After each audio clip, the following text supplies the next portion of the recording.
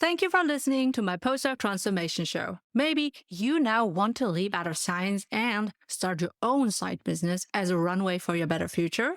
Then you will benefit from my free business preparation quiz as linked in the show notes. If you want to organize your marketing and selling efforts, please also subscribe to my new video podcast show, Creating Reorganized. I share my tricks from creating this show, speak with business owners who run a podcast for their business, and learn from podcasting service providers about their tools boosting our businesses. My new video podcast show, Creating Reorganized, will also be a living example of applied industrial and occupational psychology for my students in real life. And now, let's get to this episode. Postdoc Transformation. Postdoc Transformation. Postdoc Transformation.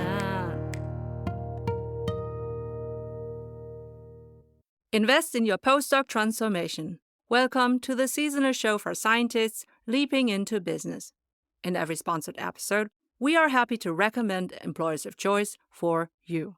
Make sure to check your readiness to leap out of science with us for free, as linked in the show notes. For your career transition, we offer customized career transition e-courses and memberships also at graduate schools all over the world.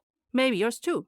And if your university isn't yet our customer, enroll in your free email course for career transition made simple, as linked in the show notes. I'm your host, Professor Dr. Eleanor Soei-Winkels, with my team who is rooting for you. And let's build your postdoc transformation with this episode. Welcome, dear postdoc transformer. Today, you will have something that will really help you do your research before you leap into business. And that's why it's so important that you attend to this episode really closely. I'll be talking to someone who is a LinkedIn higher education top voice. I didn't even know that this exists. She's also a TEDx speaker. She wants you to master anxiety-free strategies for your academic writing and research, and to think creatively in research through poetic language. With all these cues, it can only be Dr. Catriona Ryan from Ireland, and she has founded ScriptorCube to provide researchers at 40-plus universities in the UK, 2 in the US, and 2 in Europe, with workshops and retreats. Dear Catriona, welcome to the Postdoc Transformation Show for scientists leaping into business. The stage is yours. Oh, thank you very much, Eleanor. I'm really happy to be here. Thank you for the invitation. I've been following you a lot on LinkedIn, so I'm really excited to be here. Thank you. Thank you. You are the only person who announced that she would be recording with me and who shared that also on LinkedIn. So also kudos to you that you do the LinkedIn game so well. You're a top voice. Obviously, you master the game. So if anyone wants to know how to play the LinkedIn game, Catriona is the person to go to. Thank you. Before we dive into how you can help scientists do their research creatively and anxiety-free, I'm curious about ScriptorCube. What was your motivation and how did you come up with the name ScriptorCube, Catriona?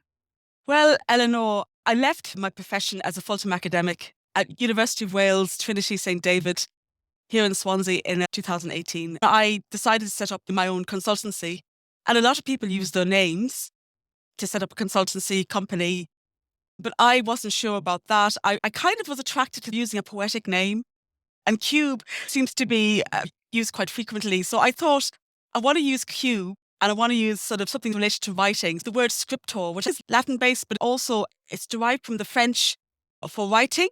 ScriptorCube just sounded right. As a poet, I like playing with language, and it felt right. So I landed on ScriptorCube, and I was happy with that. That's great. And it also sounds plausible and speaks to your personality. As an entrepreneur, it has to be you 100%. Finding a name is really important because that really speaks to your heart, but also to the heart of your customers. Yes. So now talking about your services, is it only for language scientists or also for other scientists who are trying to be creative in research? That's a great question, Eleanor. I have 3 main workshops: academic writing, reduce anxiety, creative thinking in research, and stress reduction techniques in research. They are geared towards PhD researchers But it's actually, and I will be honest with you, I think that I would say 60 to 65% of the people who attend my workshops tend to be science-based. Since 2018, I have delivered these workshops to thousands, I mean, literally, I don't know, tens of thousands, maybe, I don't know, of doctoral researchers at this stage. And I've covered every research area. I mean, I really, really have. But yeah, I would say 60 to 65 would be science-based. The people often ask about the titles of my 3 workshops, and are they purely about stress reduction? So the most popular workshop is academic writing, reduce anxiety. And this one basically it's based on, I developed a new approach, and I'm the only one who teaches this method. So basically this method I developed it when I was a second year when I was a PhD researcher at Swansea University. I graduated in 2010 in Irish literature and critical theory. And so basically when I was in my second year, around 2008 or 2009, 2008, I think, I developed this new approach, and it was an accident the way how it all happened. You know, the standard approach to academic writing is you've got you're about to write a paper or you're about to write a PhD chapter, and you've done all your reading for it and you've done some planning. So you start writing, and the typical sort of approach would be you're not sure quite what the argument is, but you start writing your paragraphs, but you're not sure what the argument is because it could go in a variety of different directions. You're also conscious of your style, so you're trying to write formally. And there's also what I call the blank screen or the blank page scenario, where sometimes it's hard to even get started. And then roughly around that sort of time, you're also referencing as you're going along. So I call that a multitasking event. And that very roughly characterizes that standard approach to academic writing. But what my method does completely turns that on its head by applying mindfulness to the academic writing process, what I mean by that is by breaking everything down to bite-sized manageable chunks. So what happens is, it's a 7-step method. And what happens is that instead of getting people to write straight away, actually writing is the last thing they do. The first thing they do first, the first 3 steps, all about developing the discursive a framework for the whole chapter before you write anything, really. And this is something that's very new because people aren't taught generally how to construct an argument. And this is a game changer. You can go onto my website and you'll see it totally transformed my approach to academic writing, my confidence levels, and I know it's helped an awful lot of people. And so basically, as I said, what I mean by mindfulness, instead of multitasking, this approach does everything just step by step. So the first step is that development of the argument, and then you're expanding outward. Everything is done one step at a time. So what happens is doctoral researchers of every research area would come to my workshops, whether it's on campus or online. They write their PhD chapters or the papers with me using my method. I'm an academic as well. I act as a supervisor. I help them discover their discursive direction. With a lot of scientists, I've helped them. They may have a lot of data, but they're not sure about the discursive direction. And it's really helped an awful lot of people. And I'm very proud of it. It's very unique and popular. And once you have determined your readiness to leap and want to transition into business or industries, then you can enroll in your free email course with 10 actionable, bingeable email lessons until you start your job in business. You'll get 10 emails like this. Number 1, how to leap out of science. Number 2, how to build your sustainable LinkedIn profile. Number 3, how to read social media and network. Number 4, how to research your favorite jobs and employers. Number 5, how to do informational interviews to get insights. Number 6, how to create your customized applications with ChatGPT. Number 7, how to prepare your thesis from a business point of view. Number 8, how to apply to your favorite employers.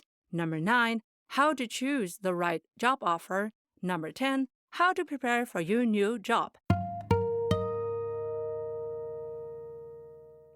The second one is creative thinking and research, which is very different. It's a very creative-based workshop where, again, researchers would come. They're thinking about the research. It could be early stage, mid-stage, late stage. It doesn't matter. And I would encourage them then to think about the research, think about the key words of their research, to engage in wordplay, but in a poetic context. And what I mean by poetic context is playing with the idea of multivalency. What is multivalency? As you know very well, multivalency, different interpretations. At that point, critical and creative thinking are the same.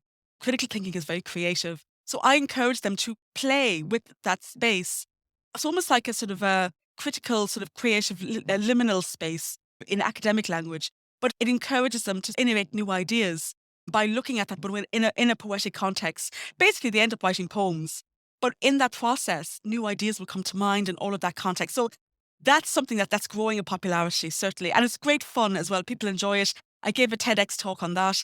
And then the third one is stress reduction techniques and research. This workshop is divided into two areas. The first part is all about mindfulness around the research process. The one thing I do believe that the reason why people are doing PhD is because they've got brilliant minds. Let's not be modest here. So that you're brilliant, Eleanor, you know you are. And the point here is that the reason why, but there is this, it's a double-edged sword having a brilliant mind.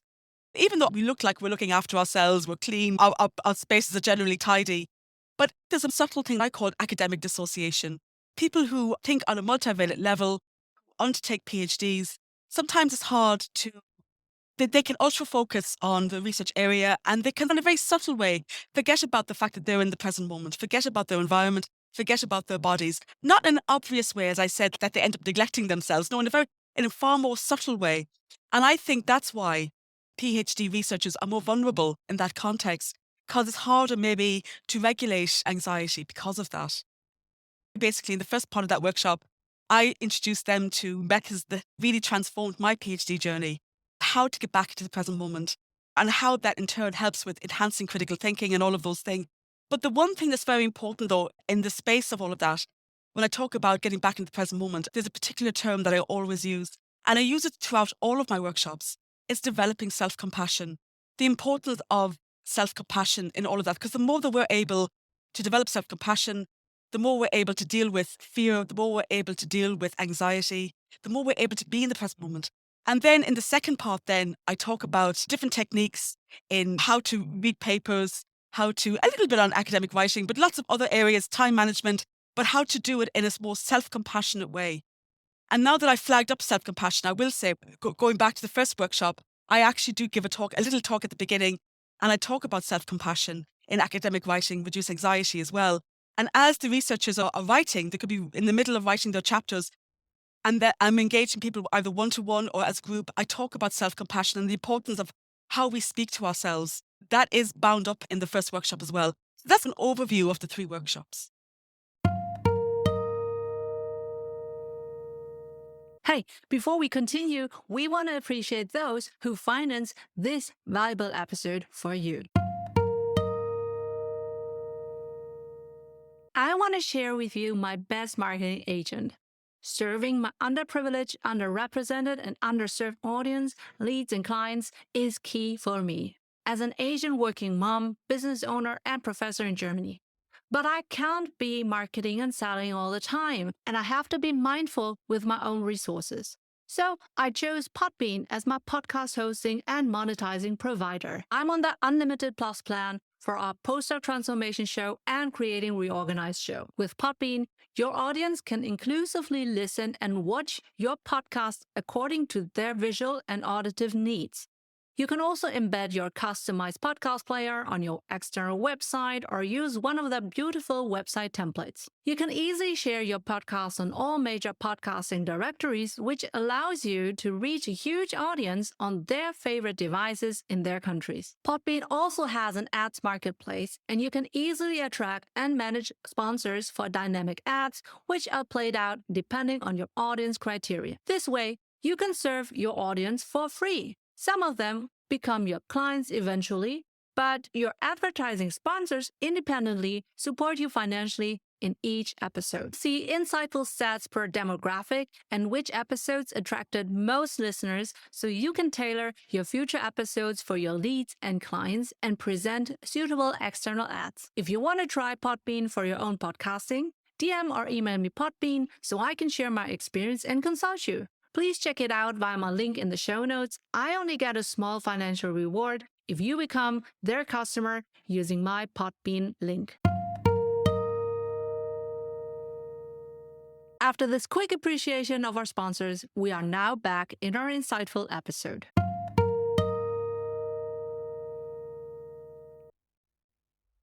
Wonderful. And from what I hear, I really have to say this is something young PhD students need to hear from the get-go before they start their PhD, before they have this honeymoon, take on multiple projects, think of brilliant ideas that are not feasible within 3, 5, even a 7-year time span. That's right. And then to be disappointed of themselves and less compassionate for themselves. Absolutely. So that means they will probably burn out doing the PhD. That's what I see a lot, because a lot of the PhD students who come because of their postdoc transformation are disillusioned about what they set out to do, but they're not finishing it, or they're not thinking of being up to their own standards. Yes. And if they had been to your workshop before, they probably would have been kinder to themselves.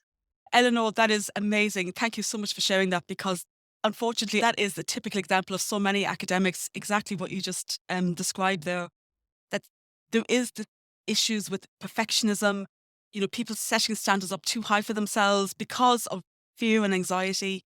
But I always say to early stage researchers, because in the first few weeks of my PhD, I made a promise to myself that I would take on 2 projects. First project was the excitement of the PhD, and I love that, and all the enjoyment that goes with that.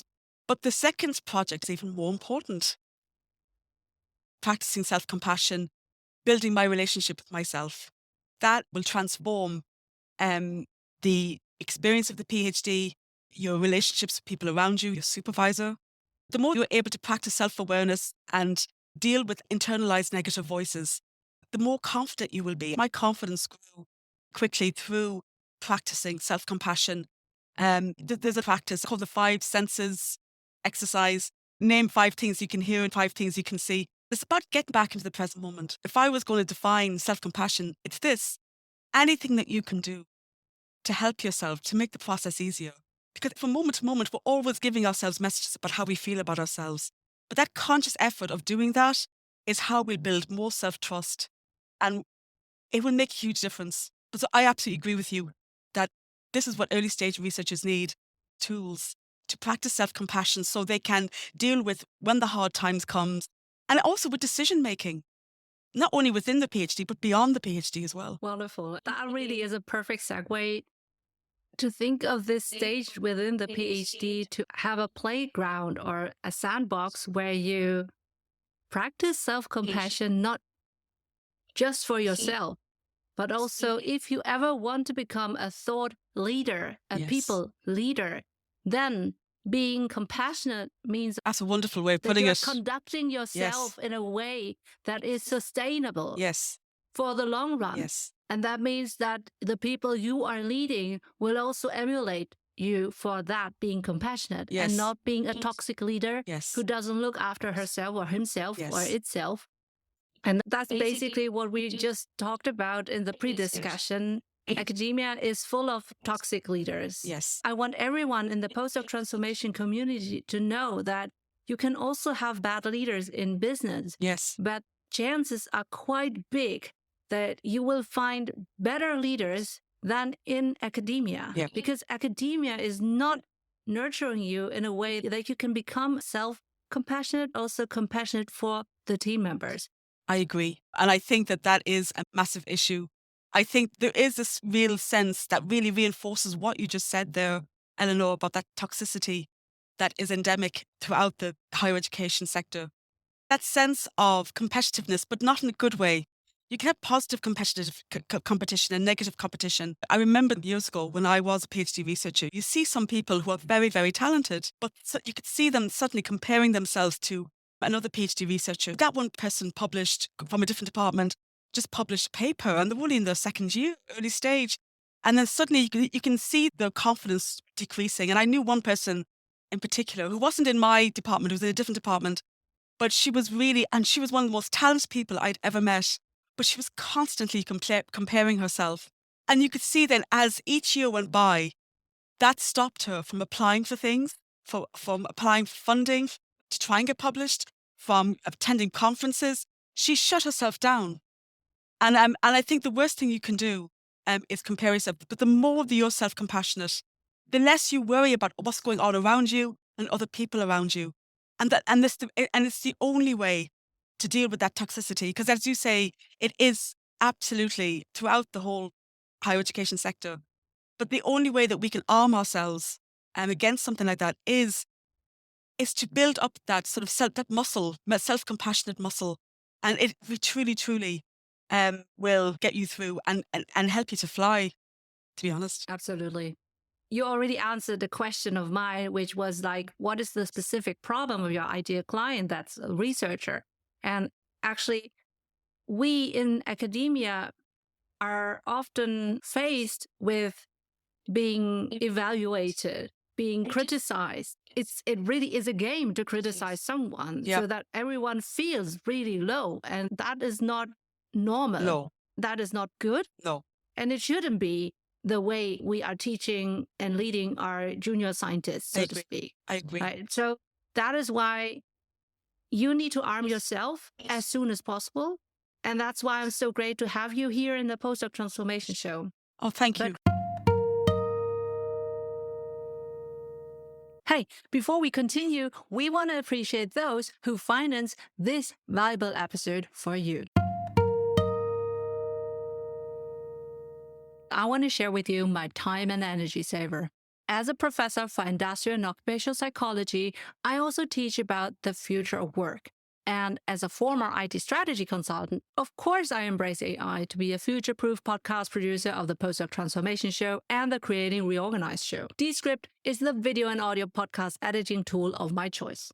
I pay for the creator plan, and it's worth every dollar.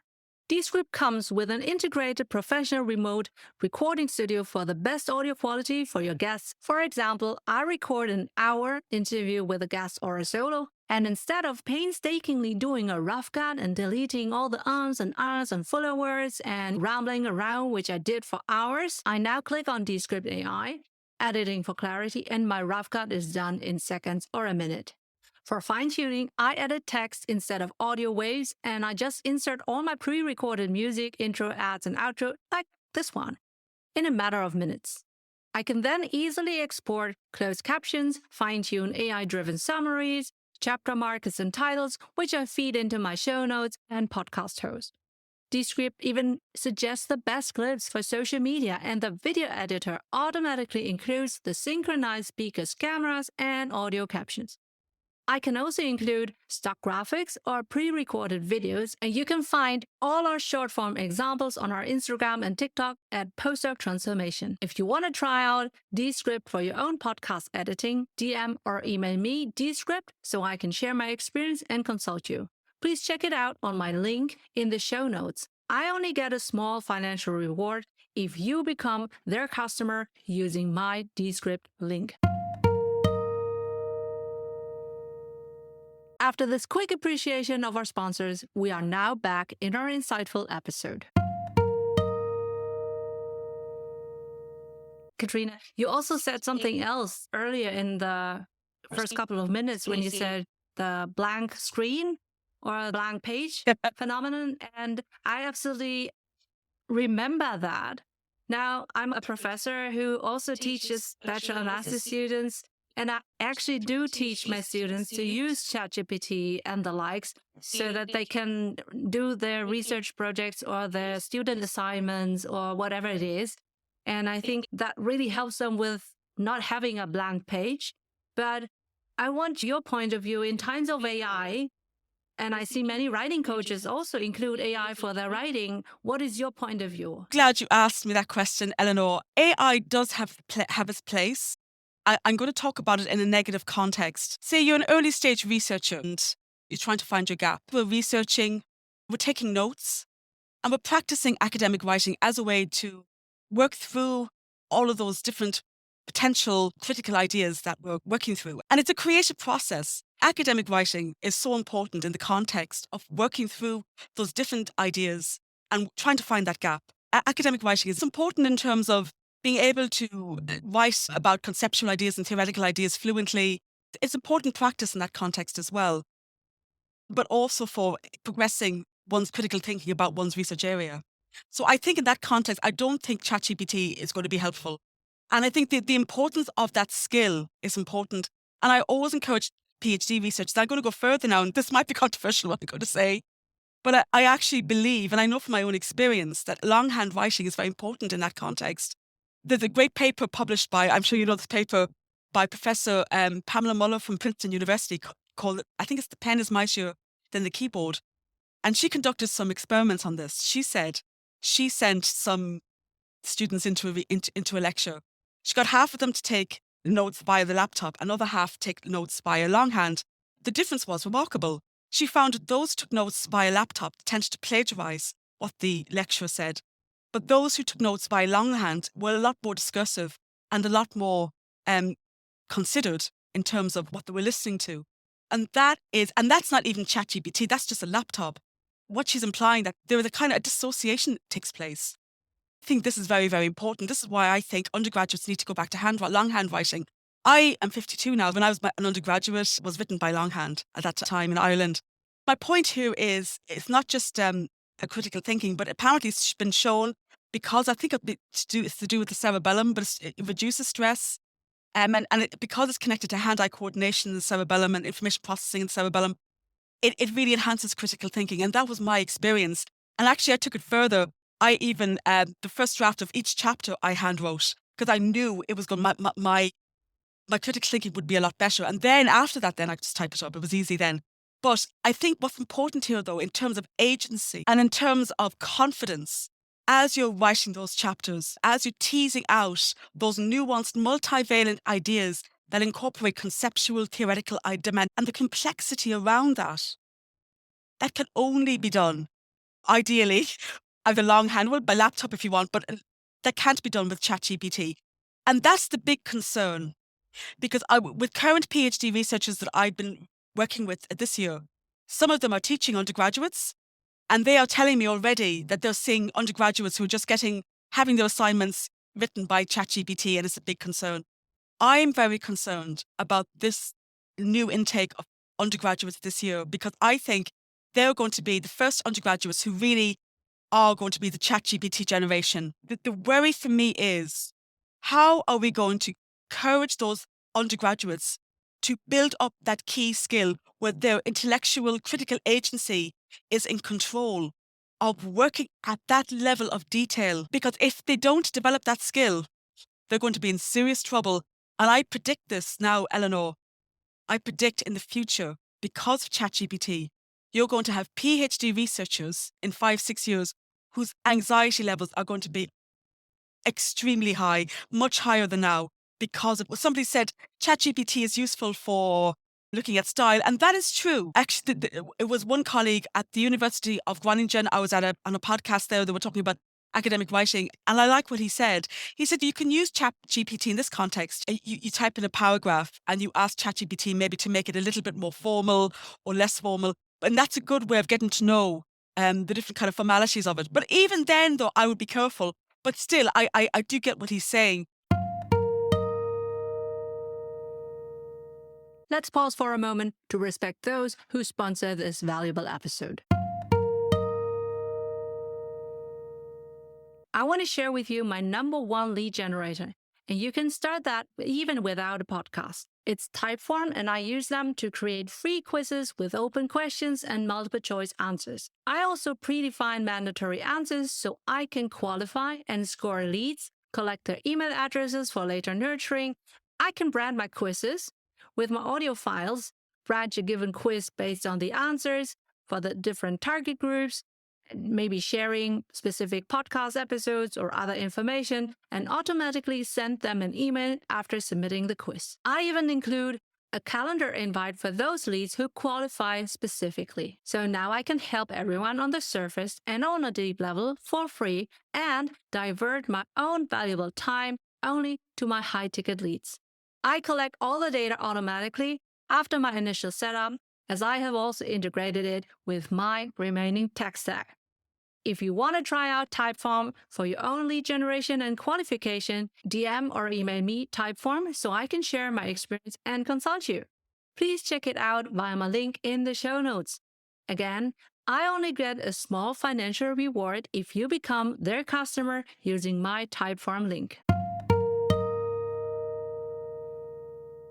After this quick appreciation of our sponsors, we are now back in our insightful episode.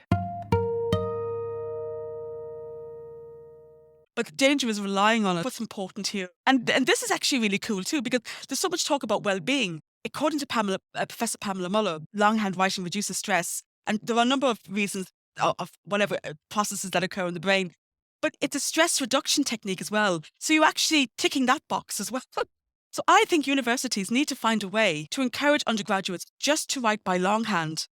I worry about the mental health and the well-being of researchers because of this current group of undergraduates. If you get something else to create something for you, you're not in control. Your agency is not there.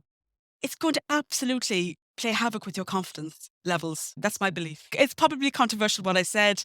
There are elements of ChatGPT that are useful, especially for marketing. I have my own website. I have a colleague, Lily Fox, who I'm sure is listening to this. Lily is lovely. Lily's a genius. She's been helping me with my website and with my brochure. And ChatGPT is great in those contexts, but I think when it comes to actual writing papers and that level of detail that is nuanced on conceptual, theoretical level, that it's important that your confidence is there, that you're in control of that. Because if you hand that over to an AI system, that's going to have a negative impact on future innovation and research as well. Because it's this kind of control agency over that part of academic writing, that level of detail, that people come up with new ideas, that people innovate new ideas. Anyway, there you go. Sorry, I went on too much about that. Sorry, but that's... No. That's absolutely... Our audience are scientists, right? Yeah. So yeah. they will probably be able to follow.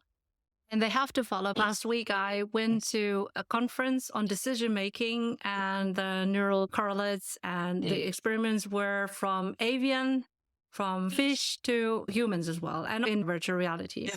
And listening to all of them, it was a 2-day conference. My supervisor was there, and she found it so illuminating to see the one speaker presenting the next day, to listen to the first speaker and to change the train of thought and to change also the material that he was presenting for the second day. And while we were listening, during the breaks, we were also talking about that. And I think that for scientists, thinking is so important, and it does not always takes place at the speed of ChatGPT and the likes. So when you're not aware of what you want to develop as an idea and you don't know in which direction, then you can easily be overwhelmed by the output of ChatGPT, being misled. And because you're not knowing where it should be going, but the ideas presented by AI are so convincing that you stop that right there. The danger is AI is just accumulation of whatever has already been published. Yes. So that's per definition the death of innovation. Exactly. Right? And I think that for a scientist, it's a new shiny object that I also teach my students, like I already said. I have been teaching this from March, and it just came out 2 or 3 months before that. So I really do think that it is important, and it is an important skill for every bachelor and master student, a graduate who enters the workforce, because they are working there already with AI. Yes. Okay, so they have to know that. When we're just talking about the curriculum, they're using ChatGPT to create a podcast script that teaches other undergraduates the content of my curriculum. Okay, so we're doing a teaching on the meta level.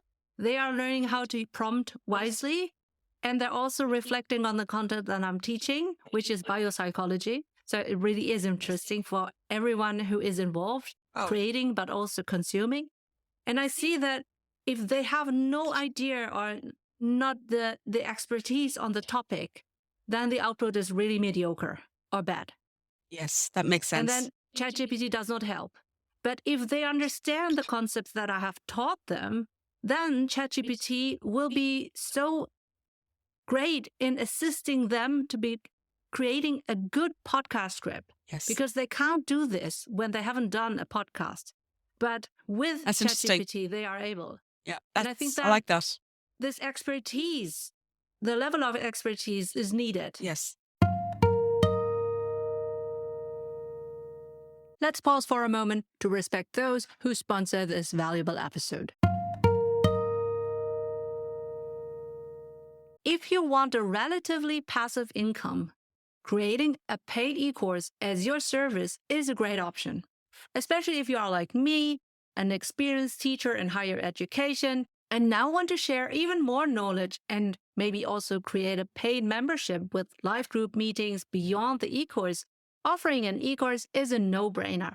Thinkific is an AI-infused learning management system, which is a dream for every educator. After setting up an e-course or membership, you also need to market and sell your e-course, and that's when lead generation with Typeform and podcasting with Descript and Podbean can complement you well. If you want to try out Thinkific for creating your own e-course and membership, DM or email me, Thinkific, so I can share my experience and consult you.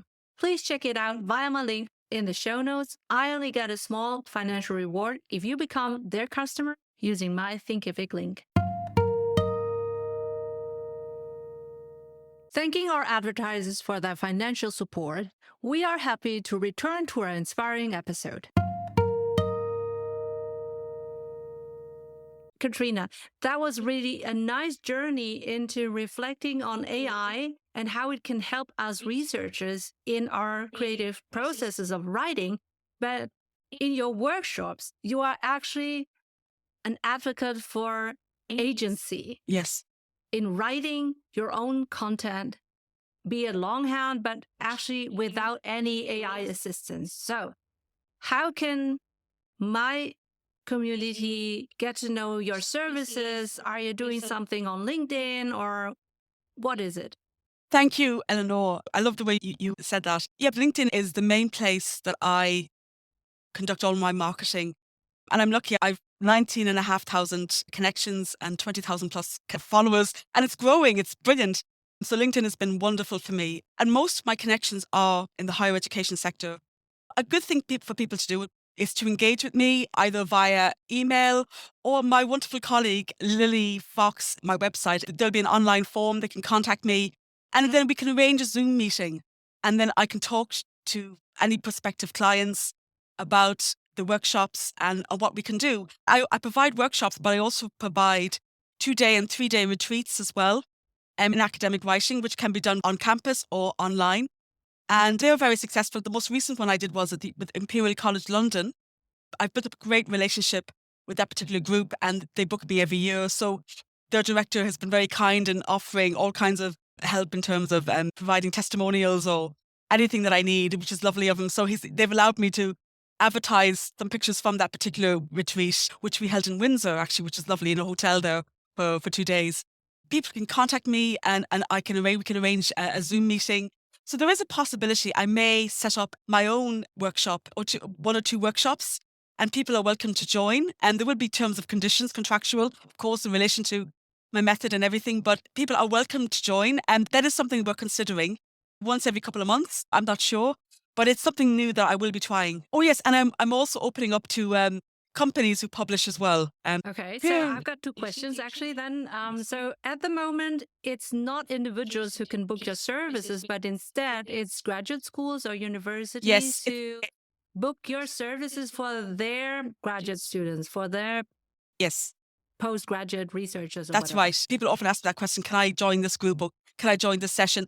I do advertise what I'm doing, but that's purely to show what's happening from day to day with ScriptorCube. But yes, I haven't booked people individually.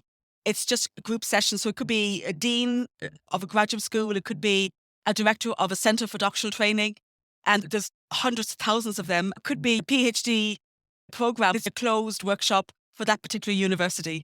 But keep an eye on my LinkedIn page. I may be opening up to setting up my own workshop or retreat. Okay, so if you really want to have an individual ticket to one of the workshops that Catriona is thinking of, you need to comment that you want this, because demand really needs to be there before she can deliver.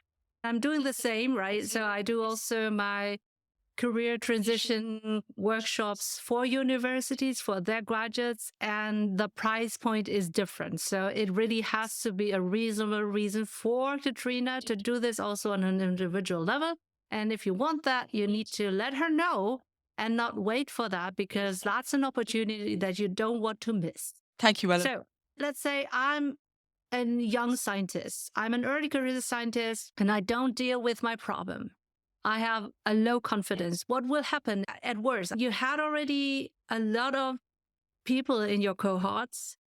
Do you also follow them up in their trajectories, career-wise? Some people I have kept in contact with, and I know that from, the many thousands of people that I've delivered this workshop to, the academic writing reduce anxiety workshop, but also the stress reduction techniques in research workshop as well, that it has helped to enhance people's confidence in not only engaging in academic writing, but in looking after themselves.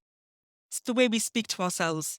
You can see it in some of the testimonials. If you want me to read out one or two, I can do that for you. Yeah, so there's one PhD student who said, one word for this course, wow. I have always struggled with self-confidence when writing. I would overthink, procrastinate and worry. Dr. Catriona Ryan has taught me a 7-step process to overcome this fear and manage my writing. For that, I am thankful. Now I am thoroughly looking forward to writing more during my academic career. Somebody else said it was a refreshing, rejuvenating, a wonderful day with you in academic writing.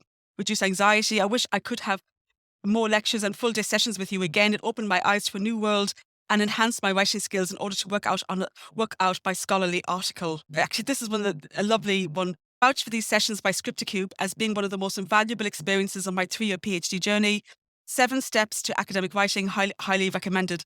And people have referred to as well the other workshops as well. People have found that they have been game changers. It's when you get people to look at themselves internally, which feels quite alien. It's unexpected. People don't expect you to say that. I say to them, take on 2 projects. One is obviously the excitement of the PhD research, which hopefully you have a passion for, because otherwise you'll struggle. You have to have a passion for it, for that level for that amount of time that you're going to spend on it. But the second most important project is my relationship with myself, how you engage yourself and practicing self-compassion. The definition of which anything you do to make this process easier for yourself is an act of self-compassion. And as I said, from moment to moment, we're always unconsciously or half-consciously making points, saying how we feel about ourselves in a particular moment, about a particular thing. And it's important, I think, as well, when anxiety and fear comes up, that we have that skill to deal with that and almost embrace ourselves and not suppress it, but just try and, as I said, deal with it in a more self-compassionate way. Yes, and I have the tools for that, which totally transformed. And I'll be honest with you, my experience was it changed my PhD, not only in terms of during the PhD, but beyond it as well. It really enhanced my confidence, definitely. And I worried less about other people. I worried less about what they thought. Let's pause for a moment to respect those who sponsor this valuable episode. Hey, I'm back again. So far, you have learned all my favorite marketing and sales tools. Now, how can you bring all the data from your audience, leads, and clients together so you can serve them on a value ladder and for the long term? Even after multiple touchpoints with you, you want to remain on their mind for when they are ready to buy your service or product. I am expanding my digital business, and I use ActiveCampaign as the centerpiece for all my services like email course, podcast, newsletter, show notes, websites, sales page, merch shop, forms, whatever it is as needed. As a former IT strategy consultant, I have high requirements on my tech stack, and ActiveCampaign offers so many integrations to all my other apps. I really use it daily. If you want to create your own digital business with various AI-driven lead magnets and funnel options, DM or email me, ActiveCampaign, so I can share my experience and consult you. Please check it out via my link in the show notes. I only get a small financial reward if you become their customer using my ActiveCampaign link. After this quick appreciation of our sponsors, we are now back in our insightful episode. Yeah, and that's wonderful, and I can only echo that. I'm a psychologist, so Wonderful. if you're not looking after yourself, if you're suppressing your anxieties, it will fall flat. It will come back, and it will be so destructive because you won't be able to play out your own virtues if you are anxious. You that is have so to true. be free. You have to be bold and you have to be betting on yourself, because otherwise Yes. you won't be able to convince anyone. If you're not convinced of yourself, Yes. then nobody wants to bet on you. And when you are adult in your life, in academia, but also in business, people will follow you or not. And they won't follow you if you are not sending out a confidence level that they think it's worth their time. Absolutely. It's not worth their salary into you. They're not hiring you.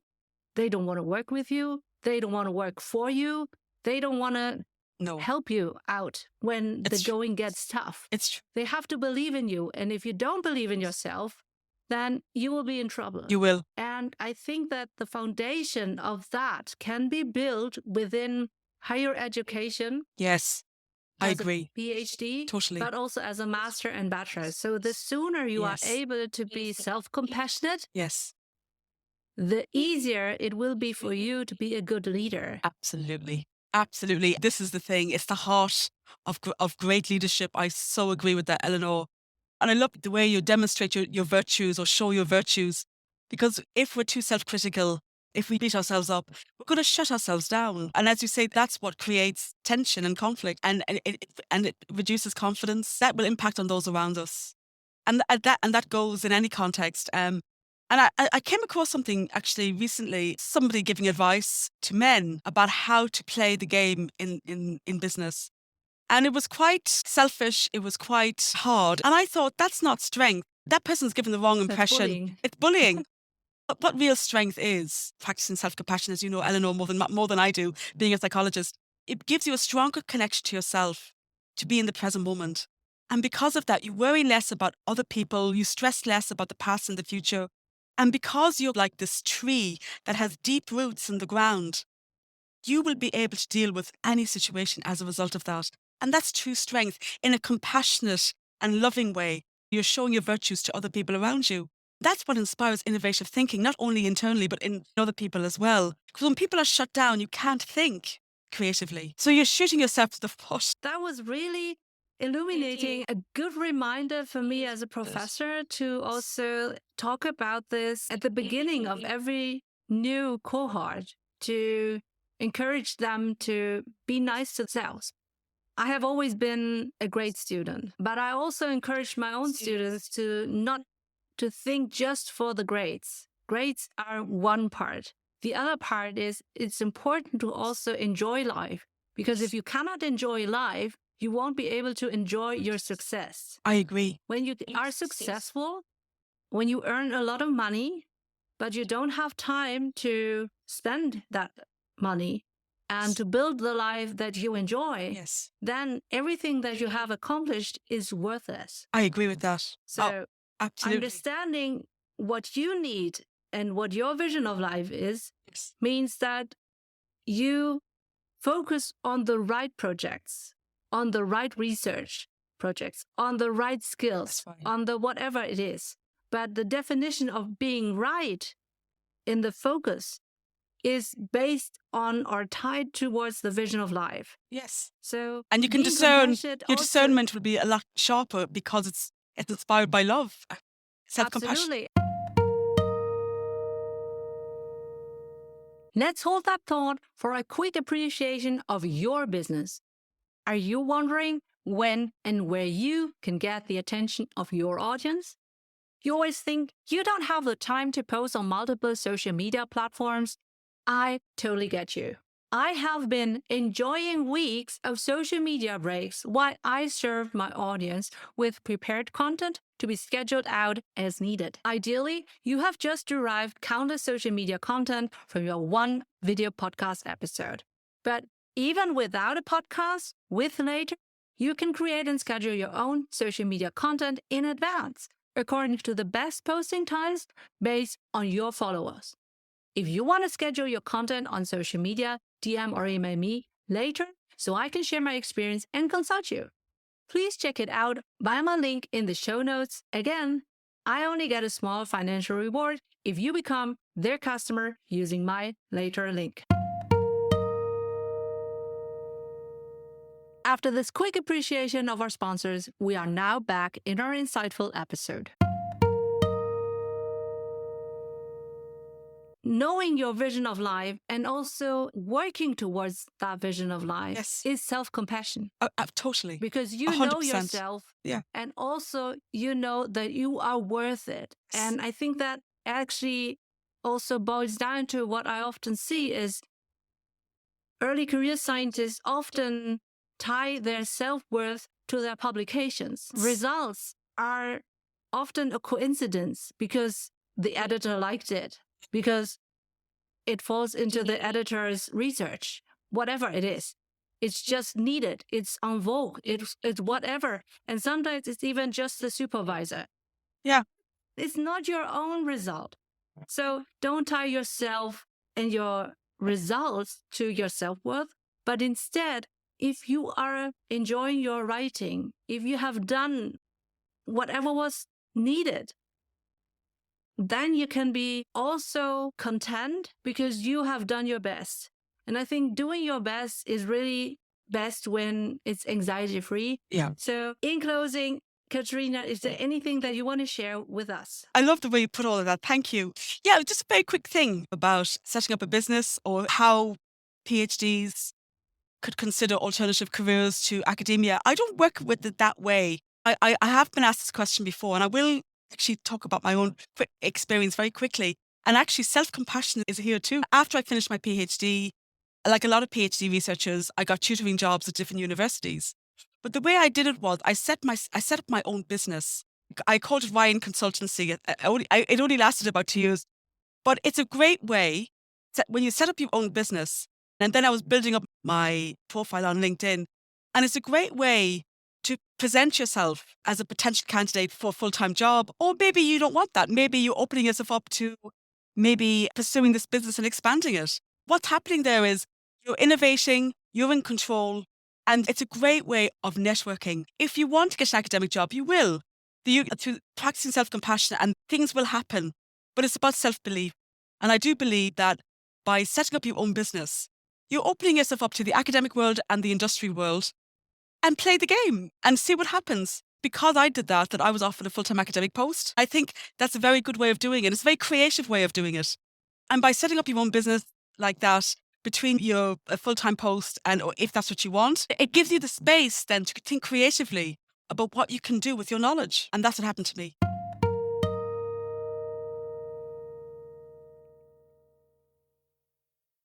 Remember, you are a postdoc transformer. You are highly intelligent, well-educated, a bachelor, master, and maybe you have already your doctor under your belt, or you are a postdoc. You are internationally experienced, fluent in English, a leader and expert in your prior research field.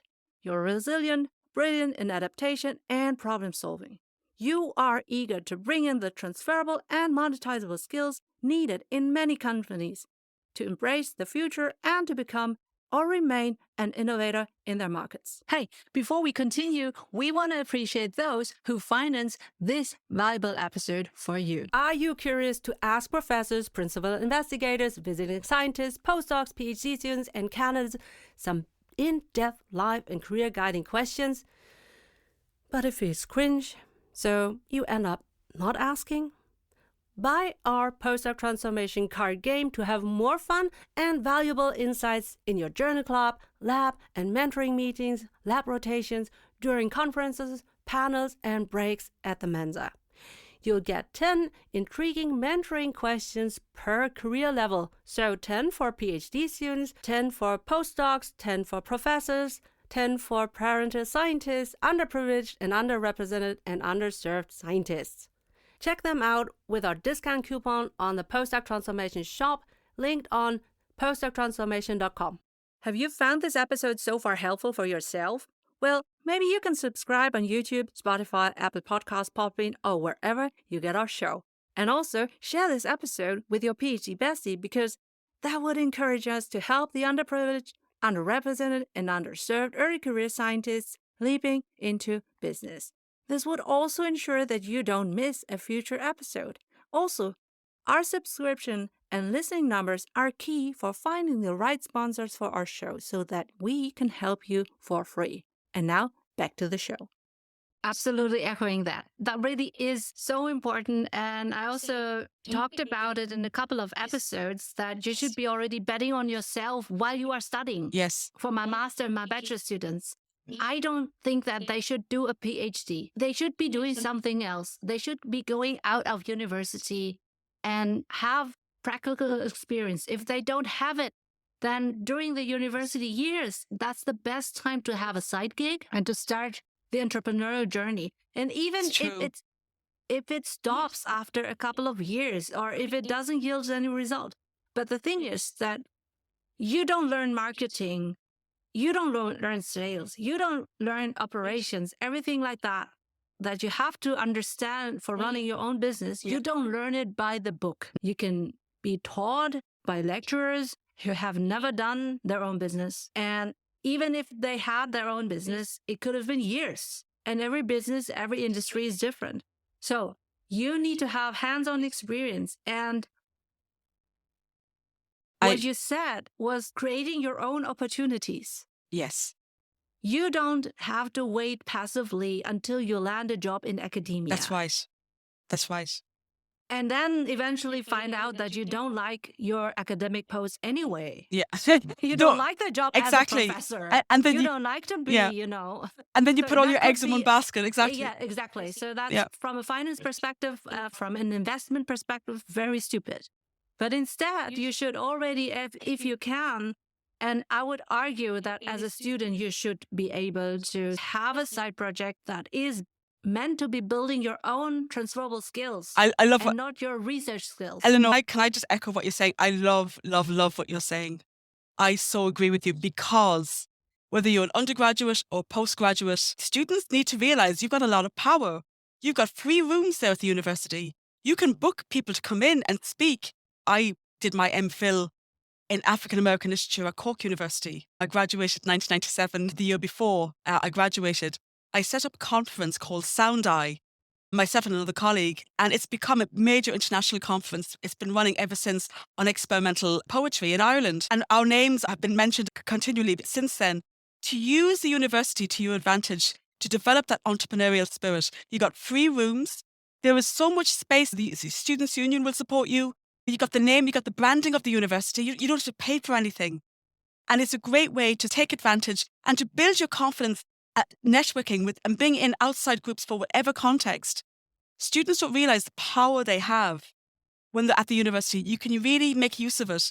And then you can always cite all of that stuff that you instigated for what maybe you're starting a business already before you even finish, and then you continue on with that. I totally agree, Eleanor, with what you're saying there. That's such an important point. Students need to understand the power they have at a university and how much you can creatively use that space to build your confidence as an entrepreneur. Absolutely. Totally. You can do anything you want. It's just about self-belief. And did you know that we offer deep dive e-course workshops and memberships at graduate schools, maybe also at yours in the future? Ask your graduate school coordinator whether they want to book my services so that I can deliver them to you 24/7, 365 on your mobile device. And even better, if you get us paid by your grad school, we will pay you 50% recurrent sales commissions. So you will earn money with us as we help you and your PhD besties to transition into business. We can build a postdoc transformation together. Woohoo! Do you want a transcript of our episode? And our episode sponsors answers to all 6 bold questions so that you can choose to apply. Do you want to nominate your potential employer of choice so that we can ask them our bold questions? For all of that, click on our links in our show notes and on our website, www.postdoctransformation.com. Remember to check your readiness to leap out of science and to enroll in our free email course, Career Transition Made Simple. Thanks for your attention. I'm Professor Dr. Eleanor Soei-Winkels, the host of your seasonal Postdoc Transformation show. Postdoc Transformation.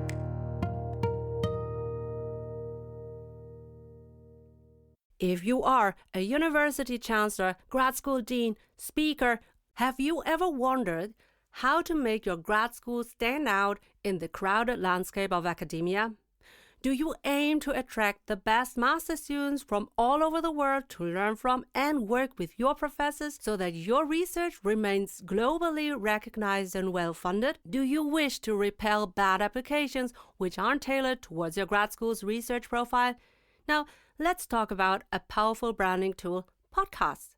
They're a game changer for higher education institutions. As a professor, active on TikTok, Instagram, LinkedIn, and a podcast host and producer of this Postdoc Transformation show, I'm here to encourage all the graduate school representatives to think beyond the conventional marketing mechanism. Instead of being one of many vendors at a time-limited grad school fair, why not create a podcast that showcases your grad school as the ultimate destination for the world's best master's students? Share inspiring and encouraging stories of your top PhD students, high-profile alumni, your faculty, and the incredible opportunities your grad school offers. A podcast can be a window into your school's vibrant community, its cutting-edge research, and unique experiences. And in times of AI-generated marketing material, a podcast with your academic leaders in real life is a very human and innovative way to attract prospective PhD students. You can inform them every day, everywhere, not just during the typical grad school application seasons. This would prepare your best candidates for the application. Even better, you can support and make your current PhD students and postdocs visible for their next career steps in academia or business. Remember, successful graduates elevate your grad school's reputation. So, if you are a university chancellor, grad school dean, speaker, consider this.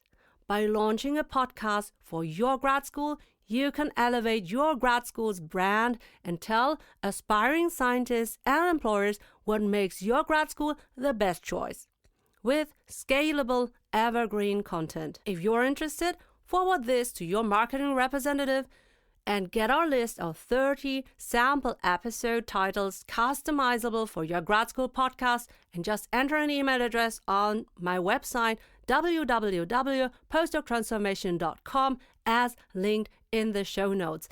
As a seasoned professor and podcaster, I'm also happy to strategize about how you can launch your grad school podcast on Podbean, the podcast hosting platform we use for the Postdoc Transformation show, supporting scientists leaping into business.